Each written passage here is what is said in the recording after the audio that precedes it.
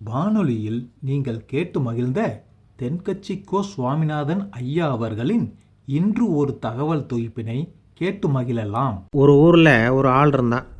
அவனுக்கு ஒரே ஒரு மகள். அவளை நல்ல இடத்துல கட்டி கொடுக்கணும்னு ஆசைப்பட்டான். அதுக்காக மாப்பிள்ளை தேடிகிட்டு இருந்தான். அவன் கொஞ்சம் வசதியான ஆள், அதனால் நிறைய பேர் வந்தாங்க.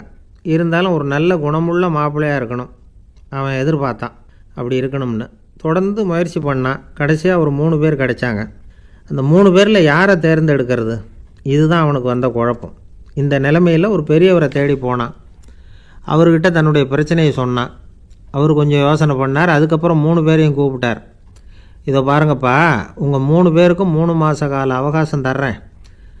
நீங்கள் இப்போ போகலாம். 3 மாதம் கழித்து திரும்பி வரலாம். அப்படி வரும்பொழுது இந்த 3 மாத காலத்தில் நீங்கள் செஞ்ச நல்ல காரியம் ஏதாவது ஒன்று சொல்லணும். அதை வச்சு உங்களில் ஒருத்தரை நாங்கள் தேர்ந்தெடுத்துக்கிறோம் அப்படின்னு சொன்னாராம். 3 பேரும் சரின்னு சொல்லிவிட்டு திரும்பி போயிட்டாங்க. 3 மாதம் ஆச்சு. அதுக்கப்புறம் ஒரு நாள் திரும்பி வந்தாங்க. அவர் அவங்கள கூப்பிட்டு உட்கார வச்சார். அப்புறம் கேட்டார், இப்போ சொல்லுங்கள், இந்த 3 மாத காலத்தில் நீங்கள் செஞ்சுருக்கிற ஏதாவது ஒரு நல்ல காரியத்தை சொல்லுங்க அப்படின்னார். முதல்ல ஒருத்தன் எழுந்திரிச்சு நின்னான். ஐயா, எங்கள் அப்பா இறந்த பிறகு அவரோட கணக்கு வழக்குகளை எடுத்து பார்த்துக்கிட்டு இருந்தேன். அவர் ஒரு வியாபாரிகிட்ட 10,000 ரூபா கடன் வாங்கியிருக்கிறதாக எழுதியிருந்தார். அந்த வியாபாரியும் இப்போ உயிரோடு இல்லை. இருந்தாலும் அந்த வியாபாரியோட மகனை தேடி கண்டுபிடிச்சேன். கணக்கு புத்தகத்தை காட்டினேன். எங்கள் அப்பா உங்கள் அப்பா கிட்ட 10,000 ரூபா கடன் வாங்கியிருக்கிறதாக இதை எழுதியிருக்கிறார். அதனால் அதை திருப்பி கொடுக்கறதுக்காக வந்திருக்கிறேன். இந்தாங்க அந்த பணம் அப்படின்னு சொல்லி கொடுத்துட்டு வந்துட்டேன் அப்படின்னு நானும். இதை பெரியவர் கவனமாக கேட்டுக்கிட்டார். அதுக்கப்புறம் 2வது இளைஞன் எழுந்திரிச்சான். ஐயா, நான் போன மாதம் ஒரு நாள் ராத்திரி வேளையில் ஒரு காட்டுப்பாதை வழியாக எங்கள் ஊருக்கு போய்கிட்டு இருந்தேன்.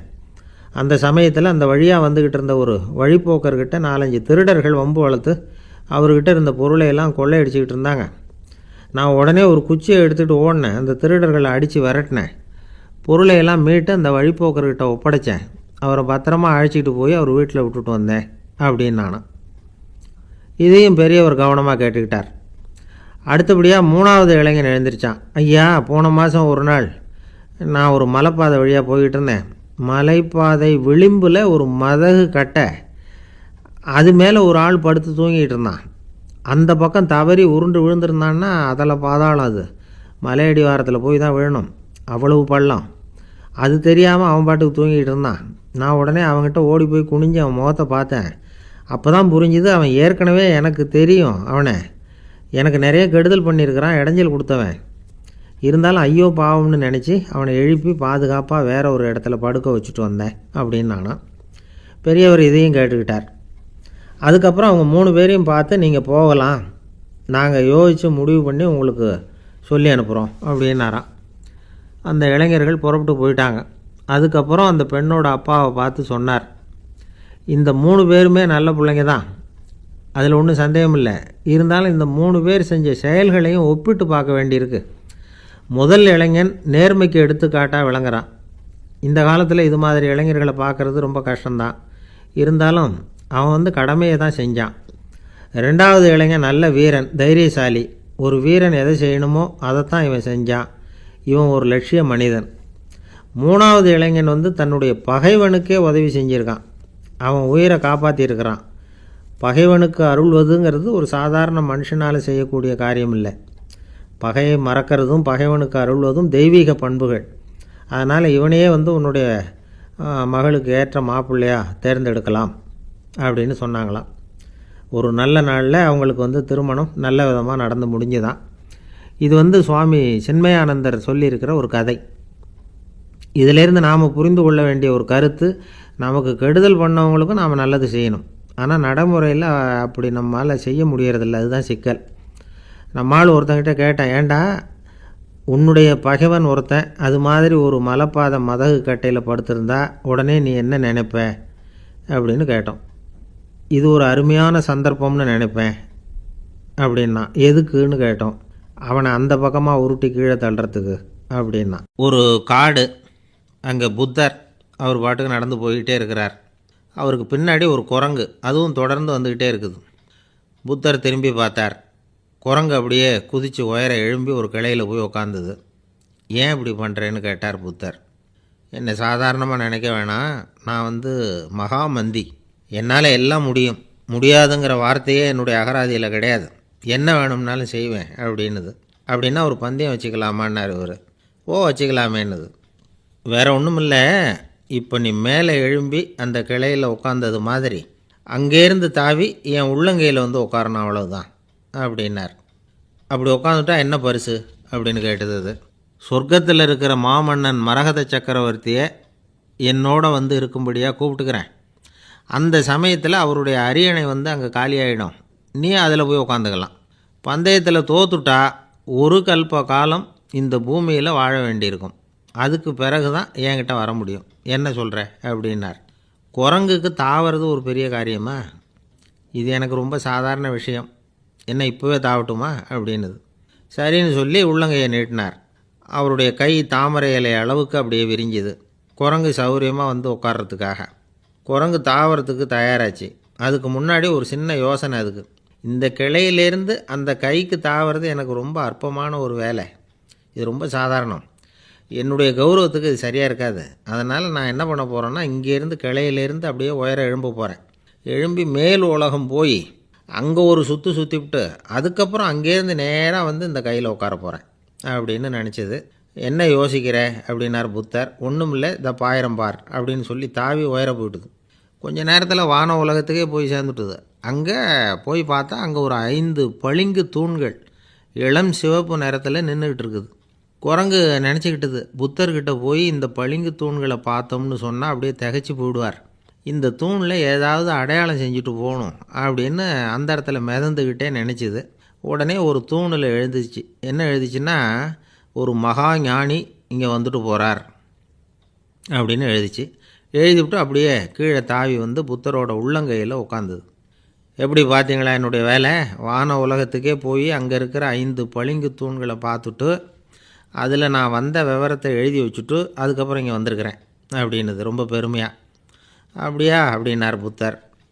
ஆமாம், சந்தேகமாக இருந்தால் வாங்க, அழைச்சிட்டு போய் காட்டுறேன் அப்படின்னுது அந்த குரங்கு.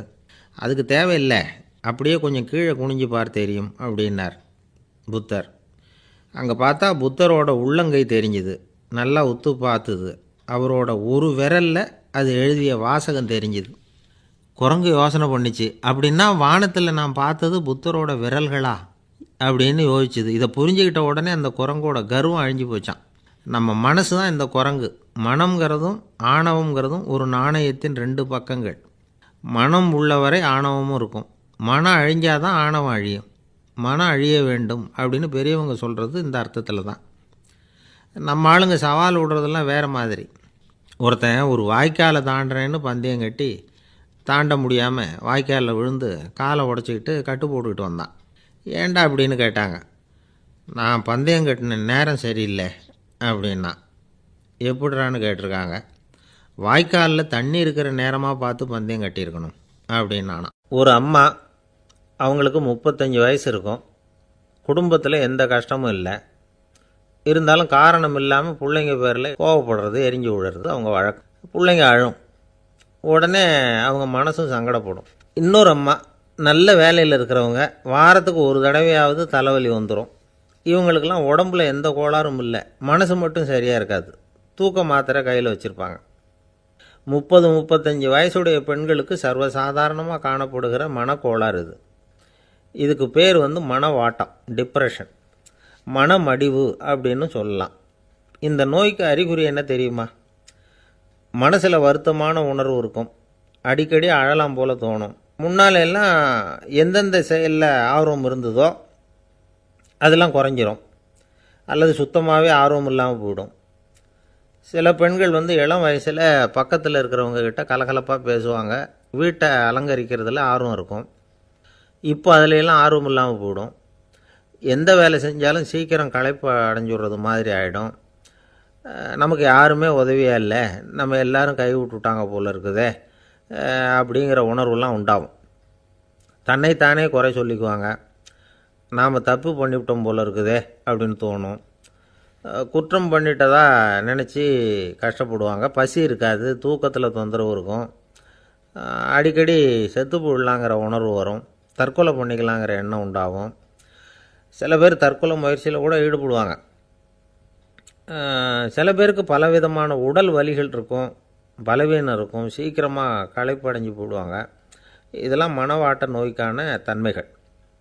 இந்த மனவாட்டம் அதாவது டிப்ரெஷனை வந்து 2 வகையாக பிரிக்கலாமா. ஒன்று தானாக உண்டாக்கிக்கிறது, இன்னொன்று எதிர் விளைவை உண்டு பண்ணுகிற அல்லது நரம்பு சம்பந்தப்பட்ட டிப்ரெஷன். தானாக உண்டாக்கிக்கிற மனவாட்ட நோய் இருக்குது பாருங்கள், அதுக்கு ஏதாவது சூழ்நிலை காரணமாக இருக்கலாம் அல்லது இல்லாமலும் போகலாம். மூளையில் வந்து டொப்பாமைன் அல்லது செரட்டோனின் இதோட அளவு வந்து குறையும் பொழுது இந்த டிப்ரெஷன் உண்டாகுது. இதுக்கு ஓரளவு பிறவி காரணங்கள் கூட இருக்கலாம். குடும்பத்தில் வேறு சிலருக்கும் வரலாம்.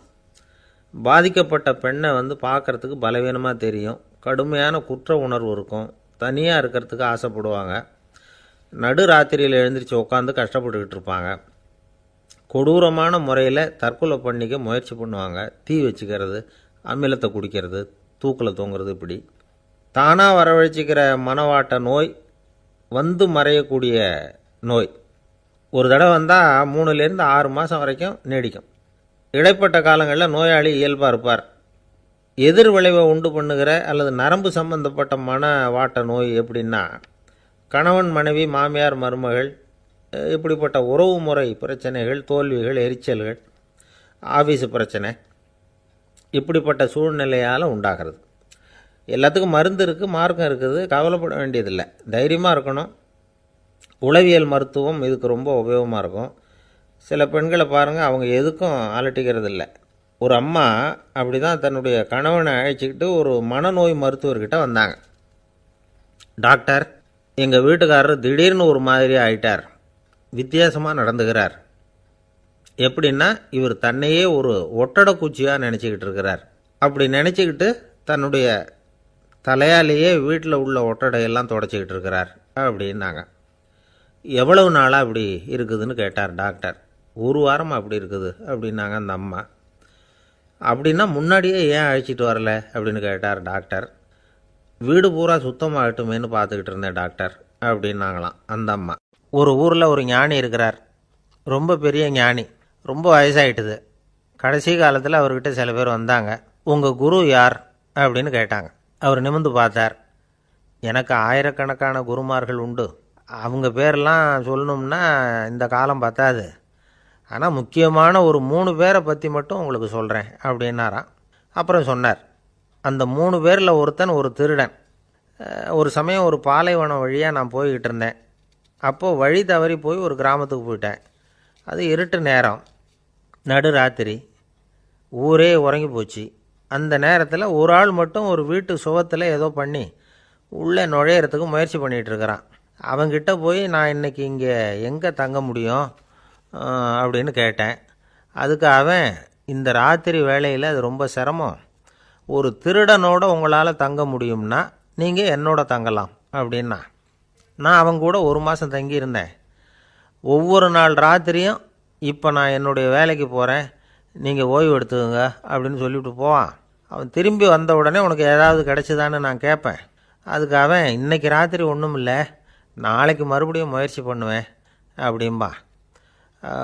எப்பவும் அவன் நம்பிக்கை இழந்ததே கிடையாது, எப்பவும் சந்தோஷமாகவே இருப்பான். நானும் ரொம்ப காலமாக தியானம் பண்ணிக்கிட்டே இருந்தேன், ஒன்றுமே நடக்கலை. ஆனால் நான் என்ன பண்ணேன் தெரியுமா, மனசு வருத்தப்படும், நம்பிக்கை இழந்துருவேன். அப்போல்லாம் அந்த திருடனுடைய விடாமுயற்சி தான் ஞாபகத்துக்கு வரும். அதனால் அந்த திருடன் எனக்கு ஒரு குரு. என்னுடைய 2வது குரு யாருன்னா, அது ஒரு நாய். இது எப்படின்னா, ஒரு சமயம் எனக்கு ரொம்ப தாகமாக இருந்தது. ஒரு நதியை நோக்கி போய்கிட்டு இருந்தேன். அப்போ ஒரு நாயும் வந்தது, அதுக்கும் தாகம். ஓடி வந்து ஆற்றை பார்த்துது. அதோட நிழல் வந்து ஆற்றுல தெரிஞ்சுது. அதை பார்த்ததும் பயந்துட்டுது. அதாவது அது தன்னுடைய சொந்த உருவத்தையே கண்டு பயந்தது. அதை பார்த்து குறைக்குது, திரும்பி ஓடிச்சு. ஆனால் அதுக்கு தாகம் அதிகமாக இருந்ததுனால அது மறுபடியும் திரும்பி வந்தது. பார்த்தா மறுபடியும் தண்ணியில் நாயோட உருவம் தெரியுது. இப்படி சில தடவை பண்ணிச்சு. இருந்தாலும் கடைசியில் தண்ணியில் குதிச்சுட்டுது துணிஞ்சி. இப்படி குதித்த உடனே அதோட உருவமும் மறைஞ்சுட்டுது. இதை பார்த்தேன். நான் என்ன புரிஞ்சுக்கிட்டேன்னா, எவ்வளவு தான் பயம் இருந்தால் கூட ஒருத்தன் தைரியமாக காரியத்தில் இறங்கணும் அப்படிங்கிறத புரிஞ்சுக்கிட்டேன். இந்த போதனை அந்த நாய்கிட்ட இருந்து எனக்கு கிடைச்சிது. இது ஒன்று. அடுத்தது என்னுடைய 3வது குரு யாருன்னா, அது ஒரு சின்ன குழந்தை. நான் ஒரு சமயம் ஒரு நகரத்துக்கு போனேன். அங்கே ஒரு குழந்தை எரிகிற மெழுகுவத்தி ஒன்று எடுத்துக்கிட்டு வந்தது. நான் அந்த குழந்தைய பார்த்து வேடிக்கையாக கேட்டேன், ஏன் பாப்பா இந்த மெழுகுவத்தியை நீயாவே கொளுத்துனியா அப்படின்னு கேட்டேன். ஆமான்னுது அந்த குழந்தை. சரி, இந்த மெழுகுவத்தி முன்னாடி எரியாமல் இருந்தது, இப்போ எரியுது. இந்த மெழுகுவத்திக்கு வெளிச்சம் எங்கேருந்து வந்தது, அதை எனக்கு காட்ட முடியுமா அப்படின்னு கேட்டேன் அந்த குழந்தைகிட்ட. இதுக்கு அந்த குழந்தை சிரிச்சுக்கிட்டு அந்த மெழுகுவத்தியை ஊதி அணைச்சுட்டுது. அதுக்கப்புறம் என்னை பார்த்து கேட்டுது, இப்போ இந்த மெழுகுவத்தியின் வெளிச்சம் போனதை பார்த்தீங்க இல்லையா, அது எங்கே போச்சுன்னு எனக்கு சொல்லுங்க அப்படின்னுது. அந்த குழந்தை இப்படி கேட்டதும் என்கிட்ட இருந்த ஆணவம் அழிஞ்சுட்டுது. நான் படித்ததெல்லாம் அந்த வினாடியில் சுக்கு நூறாக போயிட்டுது. என்னுடைய முட்டாள்தனத்தை நான் உணர்ந்தேன் அப்படின்னு இவ்வளவும் அந்த ஞானி விவரமாக சொன்னாராம். அதனால் நாம் இன்னார்கிட்டே இருந்து தான் இதை கற்றுக்கணுங்கிறது இல்லை, யாருக்கிட்டே இருந்தும் எதையும் கற்றுக்கலாம். நம்மால் ஒருத்தன் ஒரு நாய் வளர்த்துக்கிட்டு இருந்தான். அந்த நாய்க்கு வால் கிடையாது. யாரோ ஏற்கனவே வெட்டி எடுத்துட்டாங்க. இந்த நாய் தான் சார் எனக்கு குரு, அதுக்கிட்டே இருந்து கூட நான் பாடம் கற்றுக்கிட்டு இருக்கிறேன் அப்படின்னா. அப்படி என்ன கற்றுக்கிட்டேன் இந்த வால் இல்லாத நாய்கிட்டே இருந்து அப்படின்னு கேட்டோம். நாம் யாருக்கிட்டேயும் வாலாட்டக்கூடாது அப்படிங்கிற பாடத்தை அதுக்கிட்டே இருந்து தான் நான் கற்றுக்கிட்டேன் அப்படின்னா. ஒரே ஒரு ஊரில் ஒரு பாதிரியார் இருந்தார். ரொம்ப நாள் சந்தோஷமாக வாழ்ந்தார். ஒரு நாள் அவர் மடத்து சமையல் அறையில் பாத்திரங்களை கழுவி துலக்கி சுத்தப்படுத்திக்கிட்டு இருந்தார். அந்த சமயத்தில் ஒரு தேவதூதன் அவர் முன்னாடி வந்து நின்னான். இவர் நிமிர்ந்து பார்த்தார். ஆண்டவர் என்னை உங்ககிட்ட அனுப்பியிருக்கிறார், பரலோகத்தில் வாசம் செய்கிறதுக்கு உங்களுக்கு நேரம் வந்துட்டுது அப்படின்னு நான் அந்த ஆள். ஆண்டவருக்கு என்னோட ஞாபகம் வந்ததுக்கு நன்றி. ஆனாலும் இப்போ இங்கே நீயே பாரு, எவ்வளவு பாண்டங்கள் பாக்கி இருக்குது, இவ்வளவையும் நான் சுத்தப்படுத்த வேண்டியிருக்கு. நான் நன்றி கெட்டவனாக இருக்க விரும்பலை. இந்த பணியை முடிக்கிற வரைக்கும் என்னுடைய பரலோக வாழ்வை தள்ளி வைக்க முடியுமா, நீ என்ன நினைக்கிற அப்படின்னு கேட்டார். தேவதூதன் தனக்கே உரிய விவேகத்தோட அன்போட பாதிரியாரை பார்த்தான். சரி, என்ன செய்யலாம்ங்கிறத அப்புறம் சொல்கிறேன் அப்படின்னு சொல்லிவிட்டு புறப்பட்டு போயிட்டான். ஒரு நாள் அந்த பாதிரியார் தோட்டத்தில் உள்ள களைகளையெல்லாம் ஒரு களை கொத்தியால் கொத்தி களை எடுத்துக்கிட்டு இருக்கிறார். அந்த சமயத்தில் இந்த தேவதூதன் மறுபடியும் அவர் முன்னாடி நிற்கிறான். பாதிரியார் பார்த்தார். இதை பாரு, இந்த தோட்டம் பூராவும் எவ்வளவு களை மண்டி கிடக்கு, பரலோகம் கொஞ்ச காலம் எனக்காக பொறுத்திருக்கலாம்னு நீ நினைக்கிறியா அப்படின்னு கேட்டார். தேவதூதன் சிரிச்சுக்கிட்டே மறுபடியும் மறைஞ்சிட்டான். மறுபடியும் அவர் களை எடுக்கிறது, தானிய களஞ்சியத்துக்கு வர்ணம் பூசுறது, இப்படிப்பட்ட வேலைகளில் ஈடுபட்டிருக்கார். இன்னொரு நாள் ஒரு மருத்துவமனையில் நோயாளிகளை கவனிச்சிக்கிட்டு ரொம்ப தீவிரமாக இருக்கிறார் அந்த பாதிரியார். ஒரு நோயாளியோட தாகத்துக்கு தண்ணீர் கொடுத்துட்டு நிமிர்ந்து பார்க்குறப்போ தேவதூதன் மறுபடியும் அவர் முன்னாடி நிற்கிறான். இந்த தடவை பாதிரியார் தன்னலமற்றவராக பேரன்பை காட்டக்கூடிய வகையில் தன்னுடைய 2 கைகளையும் உயர்த்தியபடி தேவதூதனின் கவனத்தை பிணியால் வாடக்கூடிய நோயாளிகளின் பக்கம் திருப்பினாராம். தேவதூதன் ஒன்றும் சொல்லலை, மறைஞ்சிட்டான். அன்னைக்கு சாயந்தரம் பாதிரியார் மடத்தில் உள்ள தன்னுடைய அறைக்கு போய் இளைப்பாறினார். யோசித்து பார்த்தார். தேவதூதனையும் தேவதூதனின் விருப்பத்தையும் பல நாள் தள்ளி போட்டு வந்ததையும் அவர் ரொம்ப நினச்சி பார்த்தார். திடீர்னு தான் முதுமை அடைகிறதையும் சோர்வு அடைகிறதையும் உணர்ந்தார். ஆண்டவரை நினச்சார். ஆண்டவரே, உம்முடைய தூதனை மறுபடியும் என்கிட்ட அனுப்புனா நான் சந்திக்கிறதுக்கு ஆவலாக இருக்கேன் அப்படின்னு சொல்கிறப்பவே தேவதூதன் பக்கத்தில் நின்னான். பாதிரியார் நிமிர்ந்து பார்த்தார். நீ இப்போவே என்னை அழைச்சிக்கிட்டு போக விரும்பினா நான் பரலோகத்துக்கு வர்றதுக்கு தயாராக இருக்கேன்னார். தேவதூதன் அந்த பாதிரியாரை அன்போடவும் விவேகத்தோடவும் பார்த்து, நீங்கள் என் கூட பரலோகத்துக்கு வர்ற தயாராக இருக்கிறதா சொல்கிறீங்க, ஆனால் நீங்கள் இது வரைக்கும் வேறு எங்கே இருந்ததா நினைக்கிறீங்க அப்படின்னானா. அப்படின்னா இது வரைக்கும் இருந்த இடம்தான் பரலோகம் அப்படிங்கிறத உணர்த்தியிருக்கிறான். பரலோகம்னா என்னென்னு புரிஞ்சுக்கிறதுக்கு இந்த சம்பவம் நமக்கு உதவியாக இருக்குது. தொண்டு செய்கிறத விட பெரிய செயல் வேறு எதுவும் இருக்க முடியாது. அது நம்ம மனசுக்கு கொடுக்குற சுகத்தை வேறு எதுவும் கொடுக்க முடியாது. நாம் தொண்டு செய்கிற இடம்தான் அந்த புண்ணிய இடம். ஆனால் இந்த காலத்துலலாம் நாம் தொண்டு செய்யணும்னு நினச்சி ஏதாவது ஆரம்பித்தா கூட அதை ஒரு மாதிரியாக சுற்றி நின்று வேடிக்கை பார்க்க ஆரம்பிச்சிடுறாங்க. ஒரு பெரியவர் அப்படி தான் ஒரு தொண்டு செஞ்சுக்கிட்டு இருந்தார். ஒரு கோவில் கட்டிக்கிட்டு இருந்தாங்க. அதில் ஒரு இடத்துல ஒரு பலகையை வச்சு ஆணி அடிக்கிற வேலையை செஞ்சுக்கிட்டு இருந்தார் அந்த பெரியவர். ஒரு சின்ன பையன் அதை ரொம்ப ஊக்கமாக அக்கறையாக கவனிச்சிக்கிட்டு இருந்தான். பெரியவர் இதை கவனித்தார். என்னப்பா பார்க்குற, உனக்கும் இது மாதிரி துண்டு செய்யணும்னு ஆசையாக இருக்கா அப்படின்னு கேட்டார். அதுக்கு அந்த பையன் சொல்கிறான், அப்படி இல்லைங்க, நீங்கள் ஆணி அடிக்கிறப்போ கையில் சுத்தியால் அடிச்சுக்கிட்டா எப்படி துடிப்பீங்க, எப்படி கத்துவீங்கன்னு தெரிஞ்சுக்கிறதுக்காக அதை பார்க்கணும்னு ஆசை, அதுக்காக தான் காத்துக்கிட்டு இருக்கேன் அப்படின்னு நானும். ஒருத்தர் ரொம்ப கவலையோடு உட்காந்துருந்தார். எதை பற்றி சார் கவலைப்படுறீங்கன்னு கேட்டோம். எதிர்காலத்தை பற்றி கவலைப்படுறேன்னார். ஏன்னு கேட்டோம். என்ன பண்ணுறதுன்னே தெரியல சார், எதிர்காலம் ஒரே இருட்டாக இருக்குது, பாதையே புரியலன்னார். இன்றைக்கி நம்ம இளைஞர்கள் பல பேருக்கு எதிர்காலம் இருட்டாக தான் தெரியுது. அவங்கெல்லாம் இந்த கதையை கொஞ்சம் கேட்கணும். ஒரு மலை அடிவாரத்தில் ஒரு சின்ன கிராமம். அந்த மலை ரொம்ப உயரமானது, அடர்த்தியாக செடி கொடிகள் மரங்கள் அதில் மண்டி கிடக்குது. பகல் வேளையில் இருட்டாக தான் இருக்கும், அவ்வளோ அடர்த்தி. அந்த மலை உச்சியில் ஒரு கோவில். நாள் ராத்திரியே புறப்பட்டால் தான் காலையில் அந்த கோயிலுக்கு போய் சேர முடியும். கிராமத்து இளைஞன் ஒருத்தன் அந்த மலை உச்சிக்கு போக வேண்டியிருந்தது. கையில் ஒரு விளக்கை எடுத்துக்கிட்டு நாள் ராத்திரியே புறப்பட்டான். புறப்பட்டு போனவன் கிராமத்து எல்லையிலேயே நின்றுட்டான். ஏன் தெரியுமா? அவன் கையில் இருந்த விளக்கோட வெளிச்சம் 10 அடி தூரத்துக்கு தான் தெரியுது. அது வரைக்கும் தான் பாதை தெளிவாக இருக்குது. அதுக்கு அப்பாலெல்லாம் ஒரே இருட்டாக இருக்குது, பாதை புரியல. இவன் யோசனை பண்ணி பார்த்தான். மனசுக்குள்ளே ஒரு சந்தேகம். 10 அடி தூரம் தானே வெளிச்சம் தெரியுது, அப்படின்னா நாம் 10 அடி தூரம் தானே போக முடியும். அதுக்கும் அந்தாண்ட ஒரே இருட்டாக இருக்குதே, அதில் எப்படி நாம் நடந்து போகிறது? நாம் ரொம்ப தூரம் நடந்து போய் ஆகணுமே. அப்படிப்பட்ட நினப்பெல்லாம் அவனுக்கு வந்துவிட்டது. இதுதான் அவன் மனசில் ஏற்பட்ட தயக்கம். இப்படி யோசிச்சுக்கிட்டே அந்த இளம் ஆசாமி புறப்பட்ட இடத்துலையே நின்றுக்கிட்டு இருக்கிறான். அந்த சமயத்தில் ஒரு வயசான பெரியவர் அந்த பக்கமாக வந்தார். அவர் கையில் இதை விட சின்னதாக ஒரு விளக்கு வச்சுருந்தார். அது எப்படின்னா, அது ஒரு 5 அடி தூரத்துக்கு தான் வெளிச்சம் காட்டுது. அவ்வளவு சின்ன விளக்கு. அவரும் மலை உச்சிக்கு போகிறதுக்காக தான் வந்துக்கிட்டு இருக்கிறார். அவரை பார்த்து இவன் கேட்டான், என்ன பெரியவரே, இவ்வளவு சின்ன விளக்கை வச்சுக்கிட்டு அவ்வளவு தூரத்துக்கு எப்படி மலையேற போகிறீங்க அப்படின்னு கேட்டான். நீ ஏன் இப்படி தயங்கிட்டே நிற்கிறேன்னு கேட்டார் பெரியவர். என்கிட்ட இருக்கிற விளக்கு 10 அடி தூரத்துக்கு தான் பாதையை காட்டுதுன்னா. இப்போ பெரியவர் சொன்னார், தம்பி, உன் கையில் இருக்கிற விளக்கு கொடுக்குற வெளிச்சத்தை வச்சு நீ முதல்ல 10 அடி தூரம் முன்னாடி போ. 10வது அடியில் போய் நின்றுக்கிட்டு பாரு, மறுபடியும் ஒரு 10 அடி தூரத்துக்கு பாதை தெரியும். இப்படி உன் கையில் இருக்கிற விளக்கு தொடர்ந்து வெளிச்சம் காட்டிக்கிட்டே இருக்கும். நீ முன்னேற முன்னேற அந்த வெளிச்சமும் முன்னேறும். அதனால் எத்தனை கிலோமீட்டர் தூரம் வேணும்னாலும் நீ இந்த 10 அடி தூரம் வெளிச்சத்தை வச்சுக்கிட்டே நீ போயிடலாம், புறப்படு அப்படின்னார்.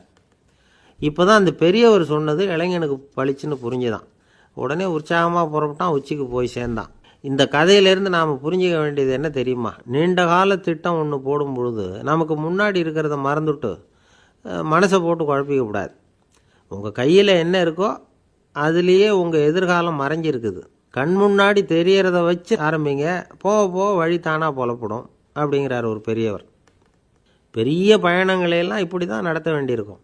ஒவ்வொரு அடியாக எடுத்து வச்சா ஓடி போய் சேர்ந்து விடலாம். மலைச்சி போய் நின்றுட்டா நின்றுக்கிட்டே இருக்க வேண்டியது தான். நம்ம ஆள்லாம் ரொம்ப மோசமாக இருக்கிறாங்க. ஒருத்தன் அப்படி தான் நீண்ட தூர பிரயாணம் ஒன்று புறப்பட்டான். ரயில் போய்கிட்டே இருந்தது. கொஞ்சம் தூரம் போச்சு, பாதி வழியில் கையில் வச்சுருந்த டிக்கெட்டை காற்றுல விட்டுட்டான். ஐயோ, என் டிக்கெட்டு போயிட்டுதே அப்படின்னு கத்த ஆரம்பிச்சிட்டான். பக்கத்தில் இருந்த பெரியவர் அவனை பார்த்து பரிதாபப்பட்டு, கவலைப்படாத தம்பி, போனால் போகுது, வேறு டிக்கெட் வாங்கிக்கலாம் அப்படின்னு ஆறுதல் சொன்னார்.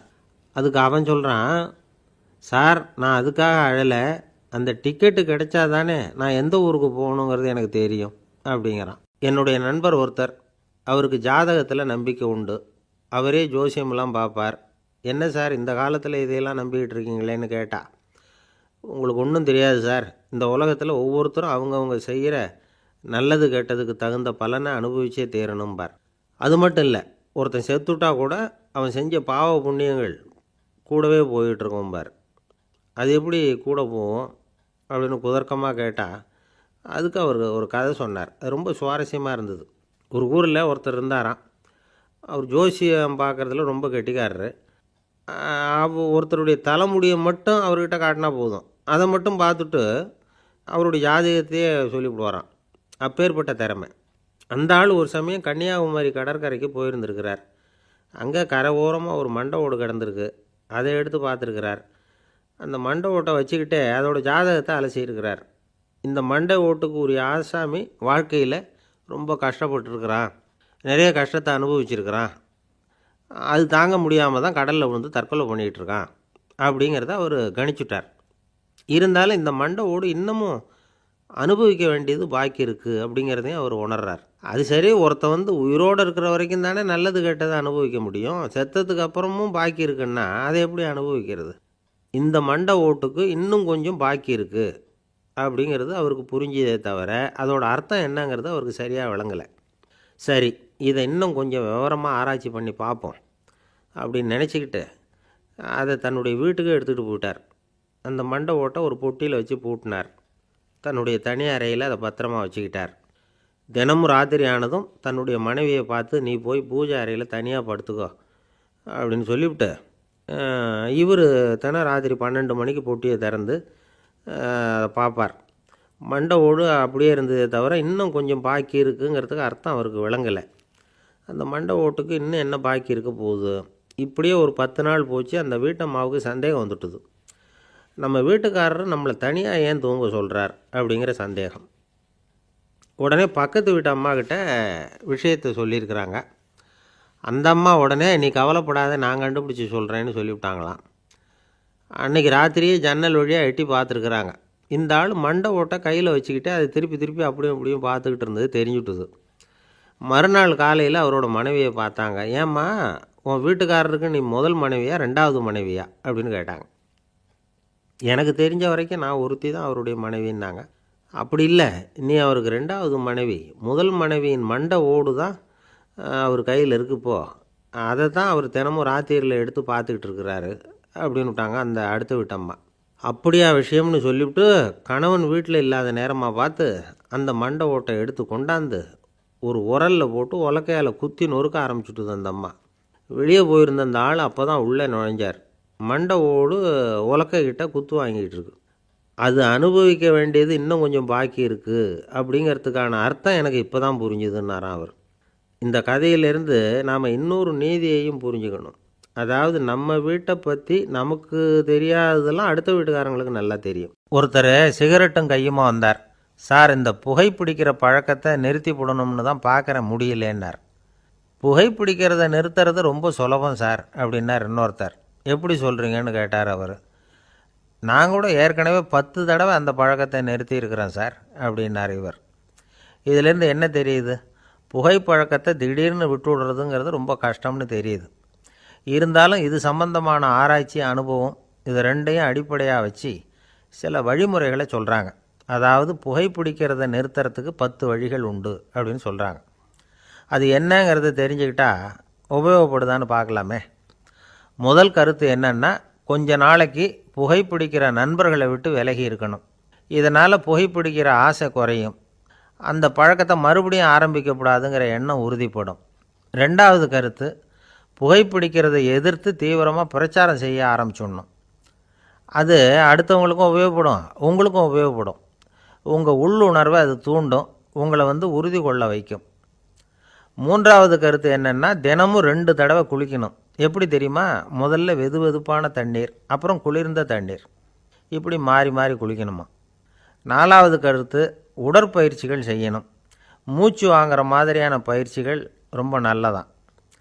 பிராணாயாமம் அப்படிங்கிற மூச்சு பயிற்சி ரொம்ப நல்லதுங்கிறாங்க.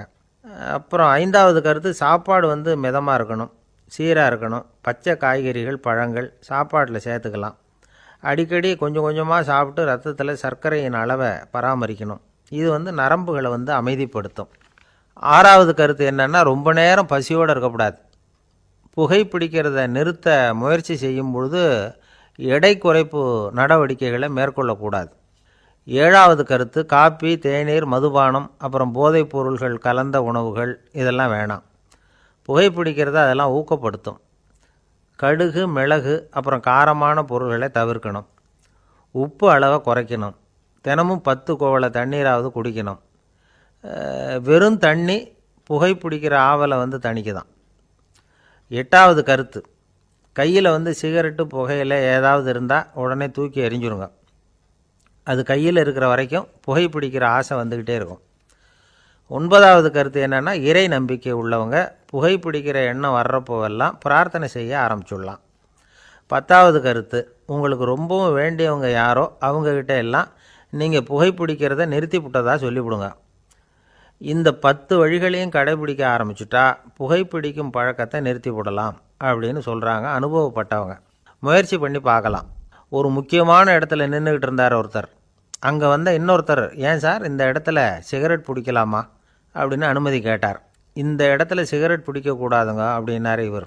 நீங்கள் இப்படி சொல்கிறீங்க, ஆனால் இந்த இடத்துல கீழே நிறைய சிகரெட் துண்டுகள் கிடக்குதே, அவங்கெல்லாம் யார்? அவங்கெல்லாம் உங்கள் மாதிரி என்கிட்ட அனுமதி கேட்காதவங்க அப்படின்னாராம் இவர்.